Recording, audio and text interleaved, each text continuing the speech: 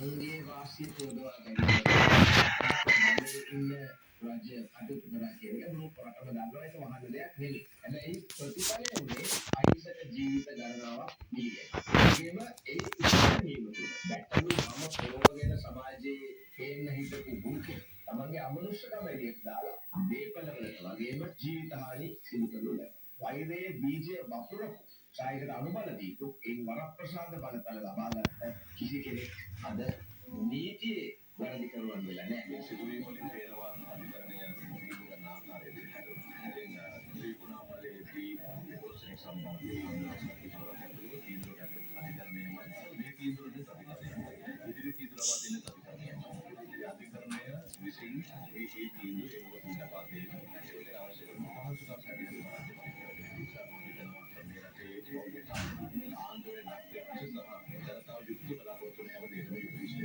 හැටියට මේ නඩුව වසර 3ක් තිස්සේ පැවැත්වුණු නඩුව සියලුම සාක්ෂි සඳහන් කරලා තියෙනවා, සියලුම වීඩියෝ කොට බලලා තියෙනවා, එවැනි තමයි වෝහාරික තාක්ෂණික යොදවලා තියෙනවා. එහෙම කළා දීර්ඝ නබිබලකින් තමයි මේ දැනුම දීලා තියෙන්නේ. ඒකට නිර්මල් දේවසිරි කියනවා නම් ඔවුන් බසරට නගින්නත් ඉස්සෙල්ලා ජනාධිපති සමාව දී යුතුයි කියලා. ඒ කියන්නේ ඔවුන් නිවැරදි කරු කියලා තමයි කියන්නේ. ඔවුන් නිවැරදි කරුවා කියලා කියන්නේ එහෙමනම් අධිකරණය වැරදි කෙනෙක්. උසාවියට අපහාස කරද්දී ඔවුන්ට අනිවාර්යෙන්ම නඩු පවරන්න පුළුවන්. මේ වෛරය පතවල තියෙන ආචාර්ය නිර්මාල්ලා. මොකද ඔහු දැක්කමත් කියනවා මේ ජනතා නැගිටීම මම අනුමත කළා, තවමත් අනුමත කරනවා කියලා. එන්නම් මේ වෛරය වැපරිච්ච මේ ජාතික රුජුව සම්බන්ධ වෙච්ච නිර්මාල් දේවසිරිට මග්නිය දන්නේ ජීවිතේ 13 වෙනි එයා විදියට ඔව්වත් එල්ලුම් ගහට නියම කර යුතුයි කියලා මතය තමයි අපේ ඉන්නේ.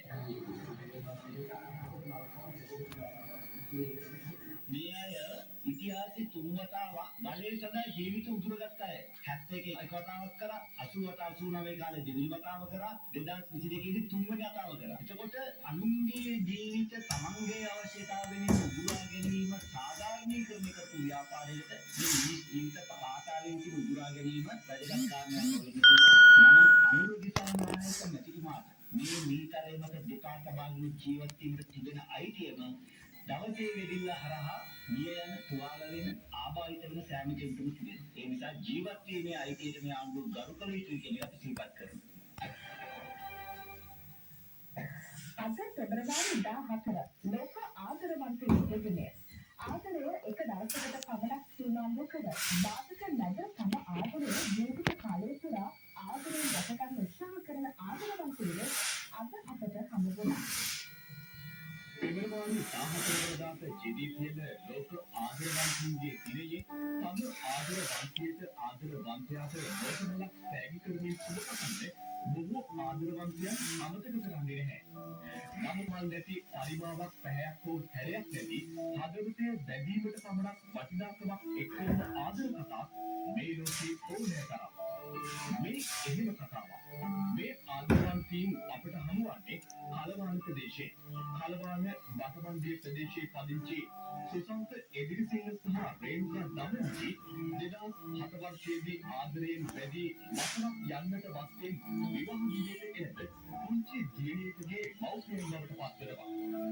නම් ඔවුන්ගේ ජීවිතය රසිතෝ පරිවර්තනයකට ලක්වන්නේ 2010 වසරේදී සුසන්ත අනුසුරකට ලක්ව එක්කතක් අහිමි වීමෙන්. එකෙන් පටන් ජීවන බර කරටගෙන දේවල දෙලබින් සුසන්තට සබයක් වූ රේණුකා රසිතෝ ලෙස ආබාධයකට ලක් වෙමින් දැන් දෙපා කරණති වන්නේ ඔවුන් තවත් අසරණ කරවි.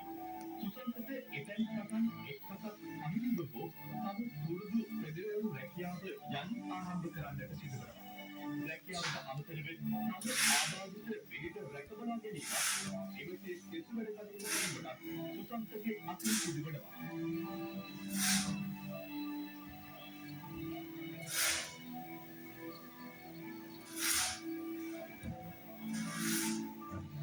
ආර්ථික නිසාම සුසන්තගේ ජීවිතය පාසල් අධ්‍යාපනයේ සිදුවනවා රැකියාවක් සඳහා කුලියක් ලබන්නට තීරණය කරනවා. කියන්නේ මොහොමාරි ජීවිතය තුළ ජීවිතේ සිහින වේදනාවක් දැනෙන අපිට මේ අතු ගමන ගමන ඉස්කෝලේ නැහැ තමයි ඉගෙන ගන්න නැහැ කියන සුළුම විදිහට ගන්නවා. ආදර රන්තිගේ පිළිවෙදී සුසන්ත රේණුකා අපිට කියා දුන්නේ ආදර ආදර කතා සුන්දර වන්නේ අනිකා දෙවියන් කරන කැපකිරීම සහ දරාගැනීම් වල පරිමාව මත බව නේද?